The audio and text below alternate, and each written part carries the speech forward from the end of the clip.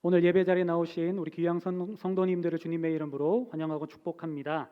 예배를 통해서 하늘의 위로와 평안을 경험하는 귀한 시간 되시기를 간절히 축원합니다. 장로인 시대학대학교에서 오는 4월 14일에 코로나19와 한국교회에 대한 연구 보고서를 발표한 적이 있습니다.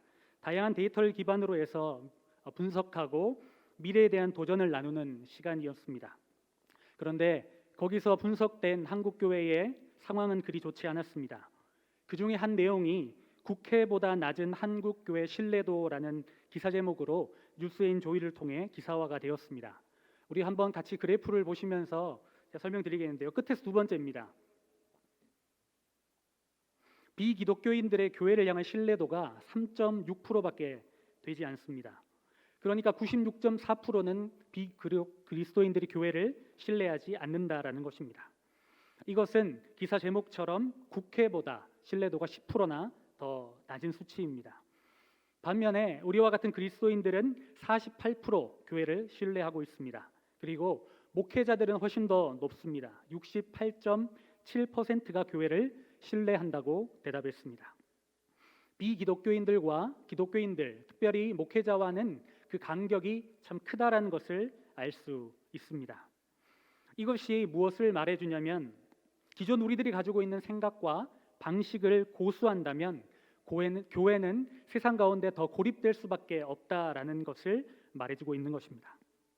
물론 이런 결과가 우리들의 입장에서는 다소 억울한 결과일 수 있습니다. 그러나 지금 우리가 할 일은 겸손하게 우리 교회의 상황을 돌아보고 우리에게 주어진 사명을 다시 철저하게 수행하는 것이라고 믿습니다.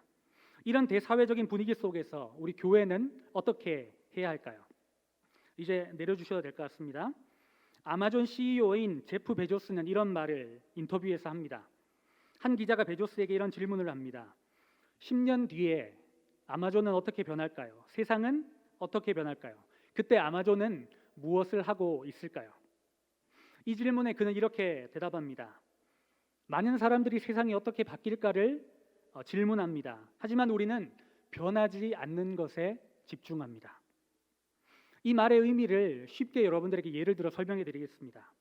예전에는 우리가 연락하기 위해서는 편지를 적었습니다. 그 전에 전보도 있고 다양한 것도 있겠지만 편지를 썼습니다. 그러다가 집 전화, 유선 전화를 사용했습니다. 그러다가 이제는 휴대폰을 사용하고 있습니다. SNS가 이제 기본적인 소통 프로그램이 되었습니다. 만약에 100년 전 사람에게 휴대폰을 준다면 어떻게 할까요? 이게 뭐지? 이렇게 하지 않겠습니까? 마찬가지로 미래에 우리도 100년 전 사람들이 휴대폰을 모르는 것처럼 미래에 우리는 어떤 그런 제품을 사용할 겁니다. 그러나 그것은 모르는 겁니다. 그런데 과거에도 미래에도 변하지 않는 본질이 무엇이냐면 사람들은 빠르고 편리하게 누군가와 소통하기를 원한다는 것입니다. 그것이 바로 본질이라는 것입니다. 변하지 않는 것이라는 것이죠. 마찬가지로 과거에도 현재에도 미래에도 하나님의 형상대로 창조된 인간들, 우리 사람은 하나님을 간절히 바라고 찾게 되어 있습니다. 우리는 그들이 세상의 다른 것들을 찾지 않고 하나님을 만나게 해주는 사명을 감당하면 되는 것입니다. 제프 베조스의 말을 빌린다면 변하지 않는 것, 우리는 다시 본질로 돌아가야 합니다. 교회의 본질을 회복하면 무너졌던 신뢰도는 다시 회복하게 될 것입니다.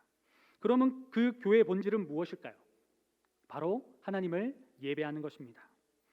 모든 사람들이 하나님을 예배하도록 복음을 흘려 보내는 것입니다.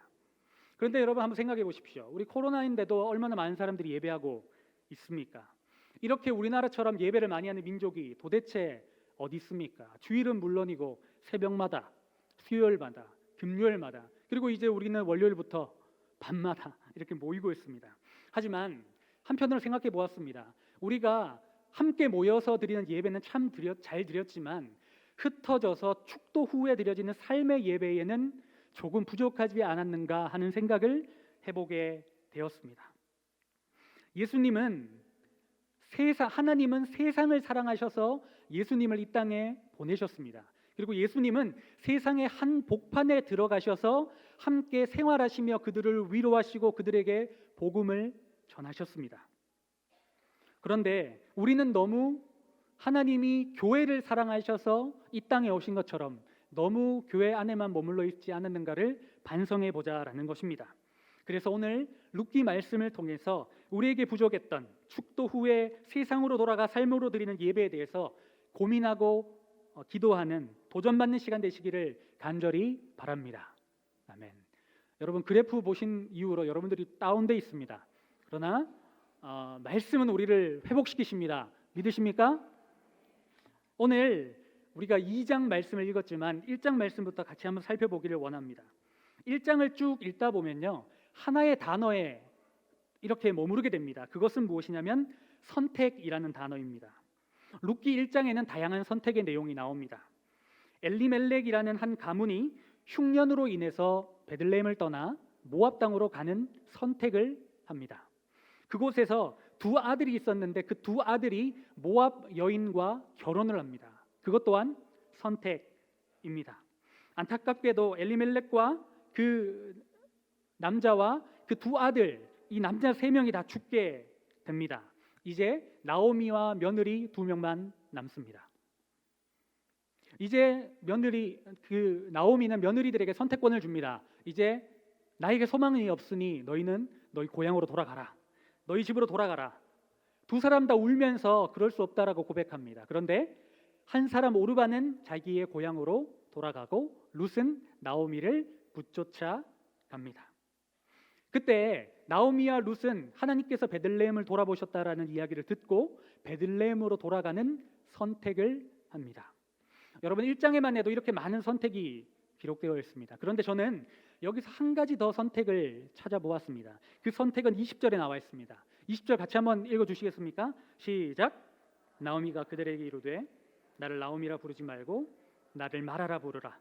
이는 전능자가 나를 심히 괴롭게 하셨음이니라. 나오미라는 뜻은 희락, 기쁨이라는 뜻입니다. 하지만 그녀는 스스로를 마라라고 선택하고 있습니다. 자신을 괴로움이라고 부르고 있다라는 것입니다. 나오미는 10년 만에 남편과 자식들을 잃고 남자를 모두 잃고 고향으로 돌아옵니다. 그러니까 사람들은 저게 뭐야? 꼴 좋다. 손가락질 했겠죠. 그러나 룻을 생각해 보십시오. 룻은 더 심합니다. 자신의 고향도 아닙니다. 그 어머니가 다시 남편을 가져서 애를 낳는다? 말도 되지 않습니다. 아무런 기쁨이 없습니다. 그러나 그는 하나님을 선택했는 것 같이 보입니다. 지난 월요일부터 목요일까지 우리는 1일 1기도 엎드림 중보의 집 기도 사역을 시작했습니다. 저는 이제 내일 기도를 인도하게 됐는데 기도를 준비하면서 그런 생각이 들었습니다. 기도는 하나님을 선택하는 것이다. 상황을 바라보는 것이 아니라 코로나 때문에 지쳐있고 낙심해 있고 장기화되면서 우리의 상황을 비관하고 스스로 말하라고 선택하는 사람이 얼마나 많습니까? 그런데 기도는 그 자리에서 머물러 있지 않고 하나님을 선택하고 다시 일어서는 건 줄 믿으시기 바랍니다. 나오미처럼 어려운 일이 겹겹이 우리의 삶에 찾아오고 해결되지 않는 상황 속에 있을지라도 절망하지 않고 하나님을 선택하는 여러분들 되시기를 주님의 이름으로 축복합니다. 말씀드린 것처럼 룻은 더했습니다. 그녀는 모압 여인이었습니다. 이방인이었습니다. 이스라엘 사람들은 선민의식이 있어서 이방인들을 사람 취급하지 않았습니다. 돌아보지 않았습니다. 그런데 그녀는 남편도 없습니다. 시어머니와 함께 살고 있죠. 얼마나 마음이 했겠습니까? 그런데 그녀는 하나님을 선택하고 있음을 볼 수 있습니다. 16절 말씀 같이 한번 읽어보겠습니다. 1장 16절입니다. 시작. 룻이 이르되 내게 어머니를 떠나며 어머니를 따르지 말고 돌아가라 강권하지 마옵소서. 어머니께서 가시는 곳에 나도 가고 어머니께서 머무시는 곳에서 나도 머물겠나이다. 어머니의 백성이 나의 백성이 되고 어머니의 하나님이 나의 하나님이 되시리니. 아멘. 다른 며느리였던 오르바는 그의 백성으로 돌아간 것이 아니라 그의 백성과 그들의 신에게 돌아간 것입니다.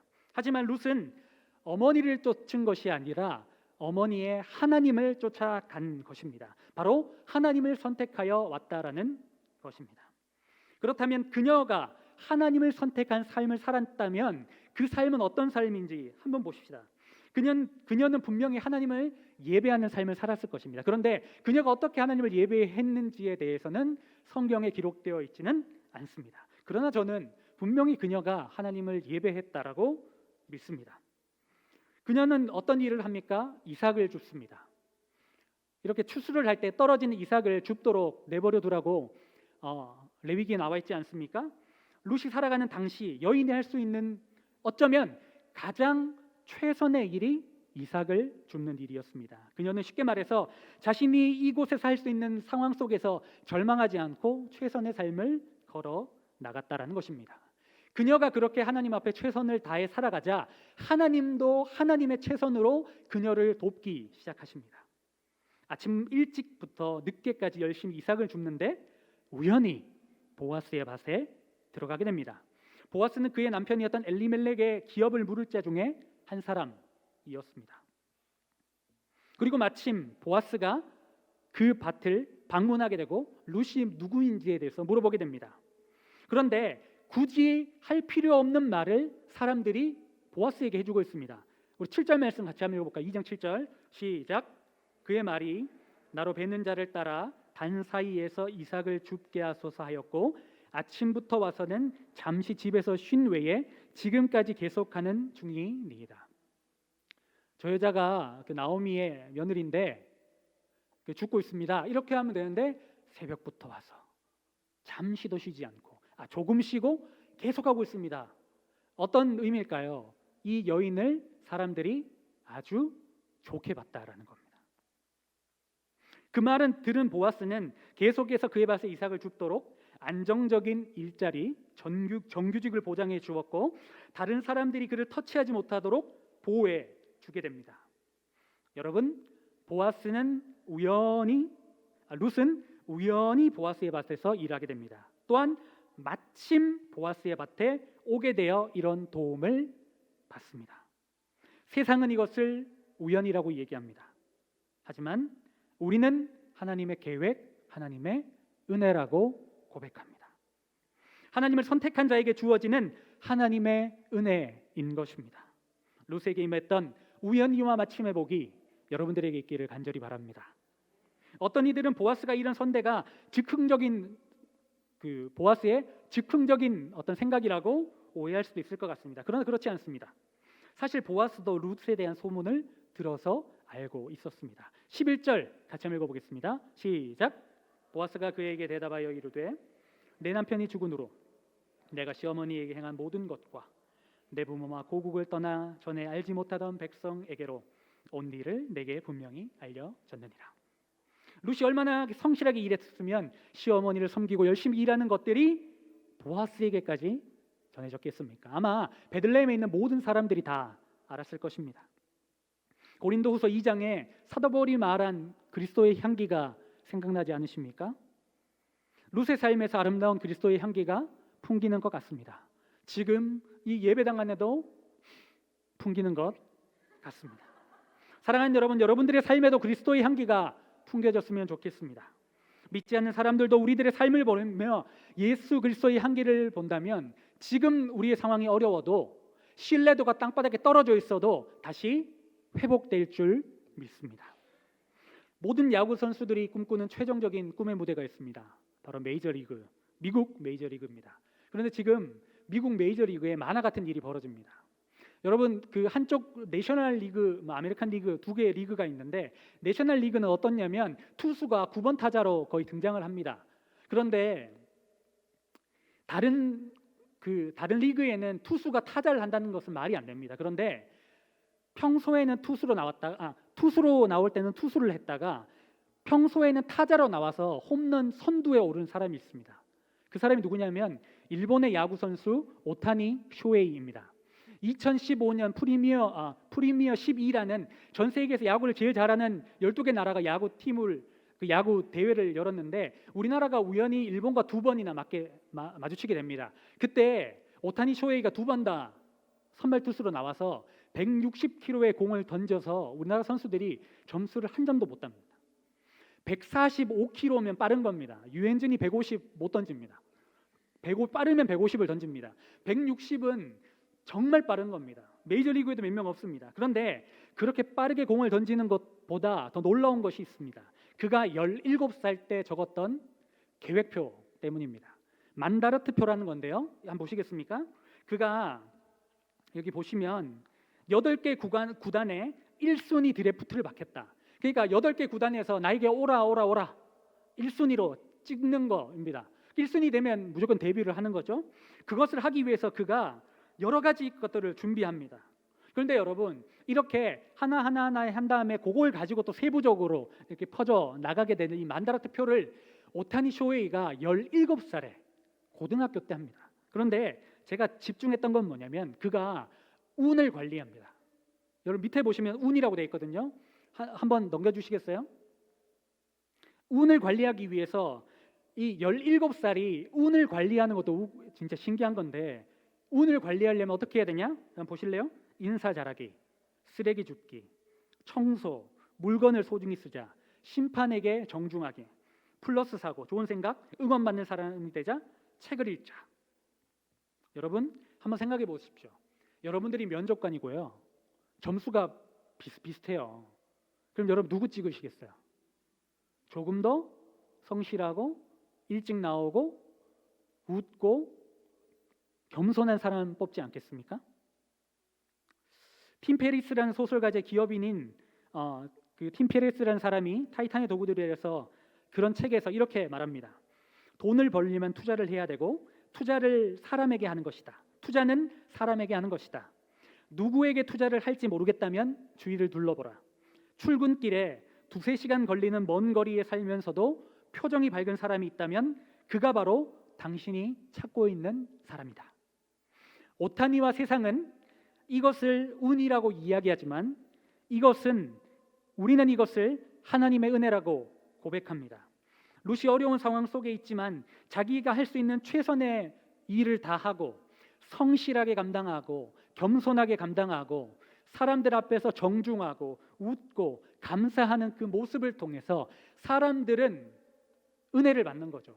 저 사람은 뭔가 다르다라는 생각을 하는 거죠. 도와주고 싶다라는 생각이 드는 거죠. 여러분 창세기 그 요셉도 마찬가지 아닙니까? 그는 노예로 팔려갔지만 보디발의 집에서도 성실하게 살아가 가정 총무로 살아가게 됩니다. 안타깝게도 보디발의 아내의 꾀므로 인해서 감옥으로 갑니다. 그러나 감옥에서도 절망하지 않고 할 수 있는 일을 최선을 다합니다. 그러자 간수장이 요셉이 일을 하면 아무런 터치를 하지 않습니다. 그리고 아무런 신경을 쓰지 않아도 될 만큼 신뢰를 얻는 사람으로 서게 됩니다. 그리고 결국 그는 그 감옥에서 나가게 되는 것이죠. 요셉의 스토리에서 자주 등장하는 설명이 무엇입니까? 하나님이 요셉과 함께 하심으로. 그런데 여러분 오늘 말씀의 흐름으로 해석해 보면 저는 이렇게 바꿀 수 있다고 생각합니다. 요셉이 모든 삶에 하나님을 선택함으로. 여러분 이것은 동전의 양면 같은 것 같습니다. 하나님을 선택한 사람들은 반드시 은혜를 입습니다. 지금 당장 그 일이 일어나지 않더라도 반드시 하나님의 때에 형통함을 경험하게 됩니다. 룻과 요셉이 증명해주고 있지 않습니까? 코로나로 인해 어려운 지금 상황 속에서도 하나님을 선택함으로 내게 주어진 삶을 성실하게 감당하는 도시의 영성을 새롭게 하는 여러분 모두가 되시기를 주님의 이름으로 축복합니다. 마지막으로 여러분들에게 부탁드리고 싶습니다. 룻이 은혜를 잊기 위해서는 보아스의 선택이 필요했습니다. 여러분들이 영적인 보아스가 되어 주십시오. 우리 주변에는 하나님의 은혜가 필요한 사람들이 참 많습니다. 여러분들이 하나님의 은혜가 아니고서는 설명할 수 없는, 이해할 수 없는 사랑을 나누어 주는 보아스와 같은 이웃이 되어 주시기를 바랍니다. 예수님은 마태복음 25장 40절에서 이렇게 말씀하십니다. 같이 한번 읽어볼까요? 내가 진실로 너희에게 이르노니 너희가 여기 내 형제 중에 지극히 작은 자 하나에게 한 것이 곧 내게 한 것이니라 하시고, 우리가 지극히 작은 사람들에게 한 행동이 바로 예수님을 섬긴 것이며 이를 통해서 이웃들은 하나님의 은혜를 경험하게 될 것입니다. 그리고 결국 이것이 복음으로 열매 맺게 될 줄 믿습니다. 얼마 전에 참으로 훈훈한 소식을 제가 그 기사를 통해서 접하게 되었습니다. 코로나가 한창이던 작년 치킨집, 홍대에서 치킨집을 운영하는 한 사장님이 가게에 파리가 날릴 정도로 손님이 없어 낙심하고 앉아 있는데 텅 빈 가게에 앉아 있는데 한 형제가 티격태격하는 모습을 보게 됩니다. 치킨을 먹고 싶은데 가서 좀 도와달라고 해보자. 형에게는 5,000원밖에 없었습니다. 5,000원이라도 내밀고 좀 먹게 해달라고 하자라고 티격태격하는 모습을 본 치킨 사장님은 자신의 가게가 텅 비고 영업 손실이 많음에도 불구하고 그 형제를 가게 안으로 초청합니다. 그리고 돈을 받지 않고 그들에게 정성스럽게 치킨을 대접합니다. 그리고 언제든지 와서 치킨을 먹어라 라고 이야기합니다. 그 후에 동생은 몇 번 혼자 찾아왔지만 며칠 후에, 몇 날 후에 더 이상 그 형제들을 볼 수 없었다라고 합니다. 근데 1년 정도 흐른 후에 한 편지가 그 치킨집의 프랜차이즈 기업의 본사에 이렇게 편지가 오게 됩니다. 그 편지는 그 형이 보낸 내용이었습니다. 그때 치킨 너무 맛있게 먹었습니다. 마음이 너무 따뜻해졌습니다. 우리 치킨집 사장님 같은 분들이 있다는 것 세상 살만한 것 같습니다. 저도 커서 훌륭한 사람이 되어서 그렇게 누군가를 돕는 사람이 되겠습니다. 라고 편지가 왔습니다. 그 사실이 SNS에 퍼지기 시작합니다. 그러면서 신조어가 등장하는데 여러분 들어보셨는지 모르겠습니다. 돈줄이라는 거 들어보셨어요? 이런 사장님은 돈 벌어야 된다. 이런 사장님 도와줘야 된다. 돈줄 내주자. 서울, 대전, 대구, 부산, 제주 찍고 안산에서까지 주문이 오는 겁니다. 그러면서 뭐라면 10마리 주문합니다. 제가 그 학생들 치킨값 내겠습니다. 사장님 치킨값입니다. 여기 안산이 진짜 안산이 있었거든요. 안산입니다. 치킨 배달 안 해주셔도 됩니다. 전국에서 몰려들었습니다. 그러나 더 훈훈한 것은 그 사장님이 그렇게 모인 것을 또다시 어린이 단체에 기부하는 모습을 보았습니다. 그리고 그 사실이 얼마 전에 토요일 날 그 저녁에 하는 제가 아들하고 매일 보는 그 놀면 뭐하니라는 프로그램에 소개가 되었습니다.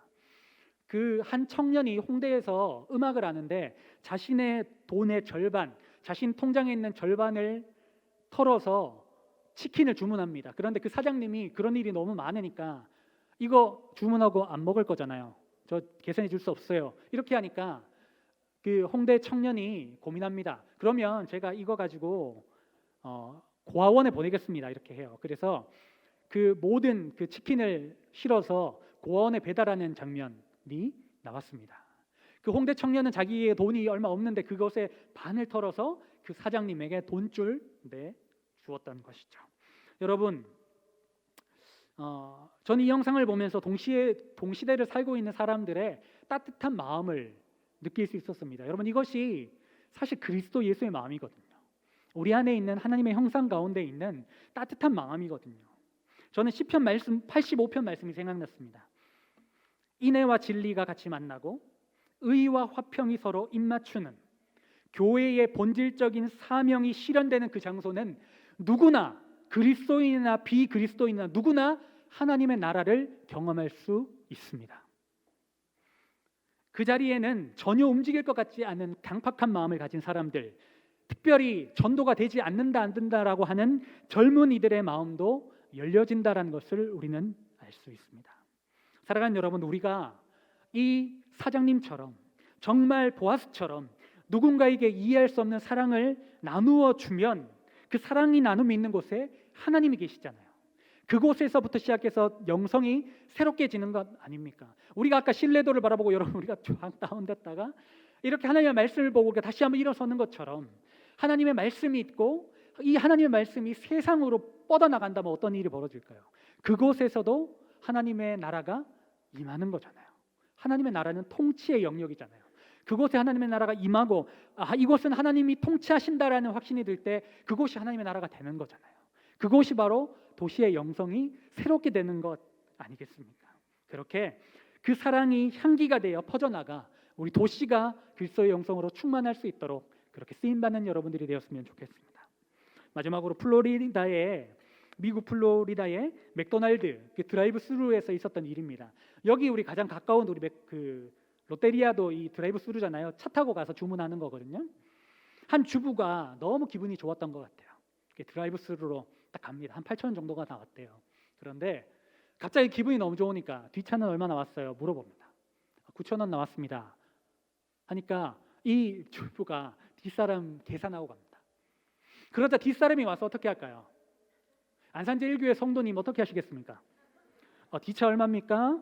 자, 우리 안산 제일교회 뒷차 얼마입니까? 하는데 그래서 그 뒷사람도 그 돈을 내고 갑니다. 그 하루에 그렇게 해서 연속적으로 247명이 뒷사람 것을 계산했습니다. 그날 여러분 사람들의 마음이 어땠을까요? 따뜻해지지 않았겠습니까? 그 장면을 경험한 맥도날드 직원 어떤 마음이었을까요? 와, 살만하다. 여러분 사랑과 섬김은 흘러가게 되어 있습니다. 우리가 따뜻한 도시를 만들어낼 수 있습니다. 그 시작은 루시 했던 것처럼 하나님을 선택함으로 내가 내 삶에서 할 수 있는 가장 작은 일로부터 시작됨을 믿습니다. 그 일에 쓰임받고 도전받아 믿음으로 실천해서 이 안산 또 서남방 이 세상을 새롭게 하는 하나님의 권속들 되시기를 주님의 이름으로 축복합니다. 기도하겠습니다. 사랑하는 하나님 아버지, 오늘도 우리에게 말씀하여 주시고 말씀대로 살아갈 용기와 힘을 주셔서 감사합니다. 하나님을 사랑하고 예배하는 하나님의 사람을 임을 기억하며 세상 속에서도 믿음으로 살아가는 주의 자녀 될 수 있도록 인도하여 주옵소서. 나에게 주어진 삶을 부정적으로 해석하지 않고 하나님을 선택함으로 그리스도의 향기를 풍기며 복음을 흘려보내는 사명자들이 모두 되게 하여 주시옵소서. 오늘도 우리에게 산 소망이 되시는 예수 그리스도의 이름으로 기도드립니다. 아멘.